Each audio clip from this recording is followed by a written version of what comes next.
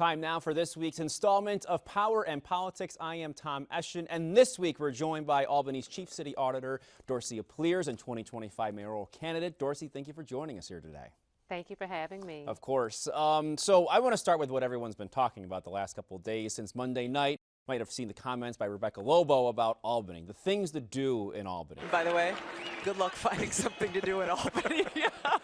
Of course, there's been reaction from the mayor, county executive, even state officials have also weighed in. What is there to do in Albany? How would you respond to that when someone would say that? You know, I think that there is some merit to what was being said in terms of where is the nightlife. But for those of us who live here, we can point her in the right direction.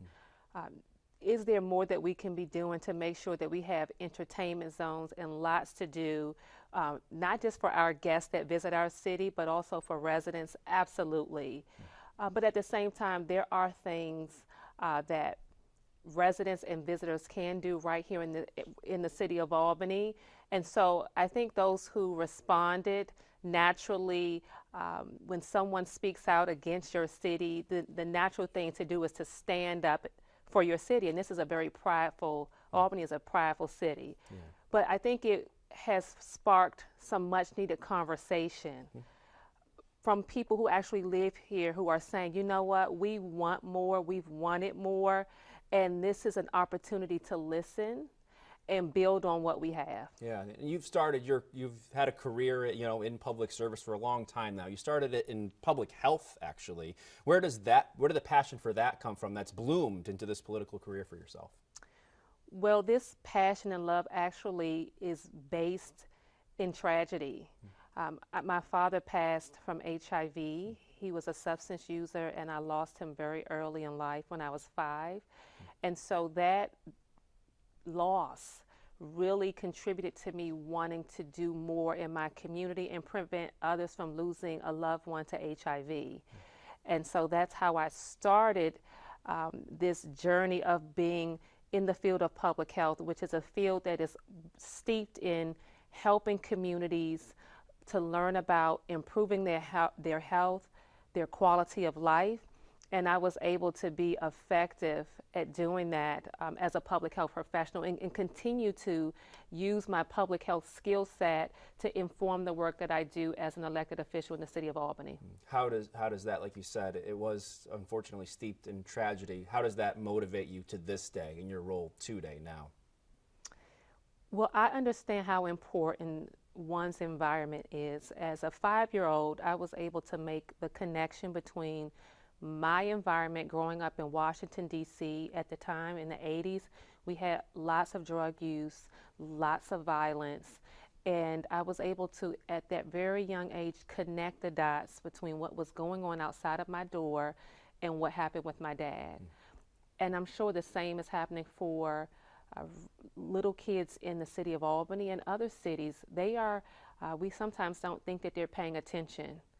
And so what that has done, my experience, my story, it really informs how I show up and respond when neighbors and residents have quality of life issues, whether it is public safety, whether it is concerns about sidewalks, which are all public health issues.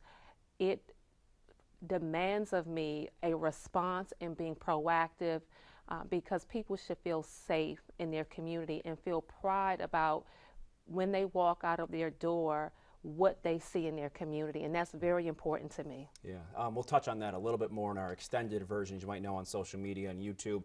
Before we go, we got a little less than a minute. Neil Breslin was on with us to start our Power and Politics segment. He's endorsed you. We have a soundbite from him about Dorcey. Can we play that really quickly here, guys? She's very bright, very thoughtful, and was early in the race, and I've admired her from the time she entered into politics. I think she'll be an excellent replacement for Mayor Sheehan. It's for you to launch your campaign with endorsement like that, and to hear those words, what's that mean to you? I am completely humbled by Senator Breslin's sentiments. He has been an early supporter of me, and he's been there every step of the way. And so, as someone who admires him and respects him for his leadership in this state, I am overwhelmed and overjoyed by his endorsement. Yeah, really cool to see that from the get-go, which is really special. You had an audit last month sort of looking over, the city and equity and how decisions are made, even when it comes to planning and what have you. I guess, what were some of the findings there, and what are your recommendations in the way you want to see things move forward when you decided to look into the different way that the government works right now? Sure. Overall, what we have seen is that while there has been some progress when it comes to equitable outcomes for how we spend our resources as a city, we have a long way to go. We're talking about decades of disinvestment and systems that need to be changed. And so what we saw, for example, was when it comes to certain neighborhoods where there were streets that were ranked and rated poorly, instead of those streets being prioritized, those funds actually went to wards that had streets that were already rated in good condition. And we saw a change in certain years where the opposite happened, in which our city department employees responded and were making the investments in those streets that were rated poorly, but we were seeing situations in which that didn't happen. We also have incidents of permits when a resident comes in regarding a permit application. We saw some racial disparities that were by ward. So some of our lower wards in the city of Albany that are predominantly made up of people of color, they were least likely to have approved permit applications. So those are some examples of what we saw, some of our findings, and our recommendations being to look into why these disparities exist, these inequities exist, and fix them. We have to fundamentally change how we operate, how we see and address problems, and make sure that we are providing an equity lens to every decision that we're making as a city. You alluded to this briefly, but who is getting left behind here? Is it a certain individual? Is it a certain neighborhood? Who is sort of falling, where are they falling short?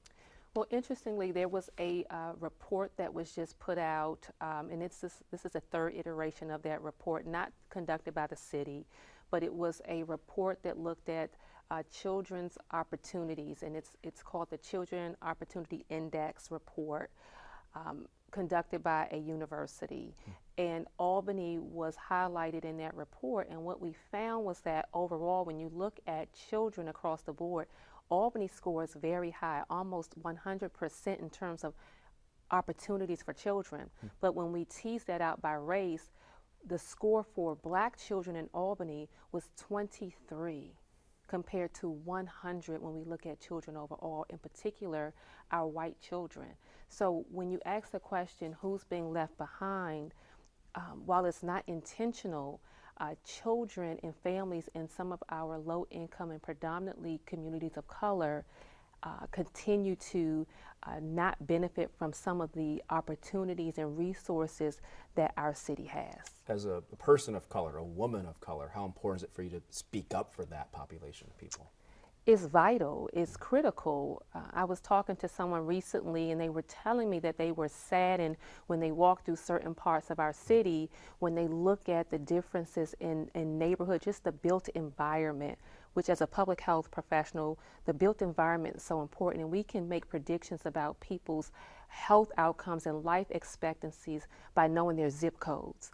And so my response is, let's not be saddened, let's be angered into action.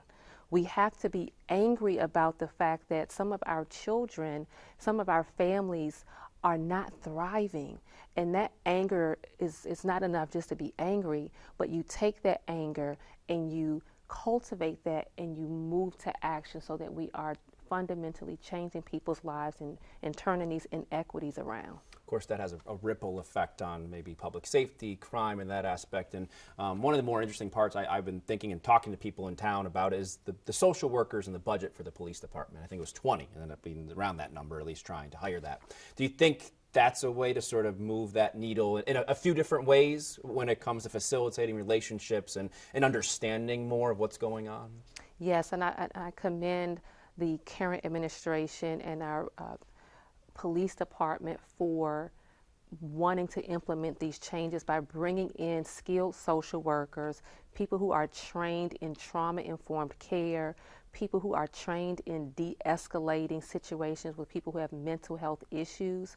We should have done this a long time ago. And so the fact that we are now at a place where we look at public safety from a comprehensive perspective that includes mental health specialists, I think that this is a great step in the right direction for our city, and we'll start to see some changes in some of the outcomes that we have. And we just had that contentious meeting a couple weeks ago with the Community Police Review Board. Do you think that makes an impact there too? Because I know that there's been some issues there when it comes to transparency and just people frustrated with how business has been done. I know that you've even had done an audit a few years ago with the department too. Absolutely. If we think about what happened in front of South Station, instead of our armed police officers going in, if that was replaced with mental health specialists, I think we would have seen a different outcome. And so absolutely, I think this decision will fundamentally change the trajectory of some of our police community relationships. Will it solve every problem? Absolutely not. But I do think it is a very important step in the right direction. You talk about equity, you talk about affordability, you know, and look at different neighborhoods and how cheap or expensive things are. And we looked at the big controversy over the inclusionary zoning ordinance. You know, that was something that was vetoed by the mayor, overridden by the council. Where do you stand on that and growing what can be obviously an opportunity for individuals to actually afford to live in Albany at this point? In my role as city auditor, I have the privilege of being able to step back and look at both sides, look at the argument from our legislative branch, but also our executive branch, and I see merit on both sides. That being said, as the architect of the city's first inclusionary zoning legislation, which was a 5% affordable housing requirement, I understand the importance of affordable housing. We have a housing crisis at this moment. It's a national crisis. It's a local crisis, and so we need affordable housing. That being said, we also have to have a frank and practical conversation about what is the sweet spot in which we have the affordable housing that we need, but it also we have legislation and culture and practices that say to developers, Albany is open for business, and we welcome the business, and the numbers make sense for developers in terms of being able to make a profit, because it boils down to will developers be able to make a profit? And one of the biggest arguments from some developers is that with the current legislation, they will not be able to make that profit. Some disagree, but I always like to find the sweet spot in which it's a win-win, and I think that we should be able to accomplish that, and I don't know if this particular legislation actually does. Time will tell on that. Where does the small landlord play into that? Because I know a couple of weeks ago we did the stories about the assessments, and a lot of them were saying, well, I've got 25 properties or whatever and tenants, and they're playing a role in the affordable housing. They said it's $800 a month or $600 a month, and now with this, they were kind of saying, well, this assessment, now I have to pay more in my taxes, and this is going to have a ripple effect. What kind of role can they play in growing that? And you don't have to, I guess the assessment is a different story, but at the same time, those small landlords play a role. I guess I didn't really think about that until I did that story. You know what I'm saying? What kind of role does that, what can you do to help them also facilitate this? We, I think, have to do a better job of differentiating.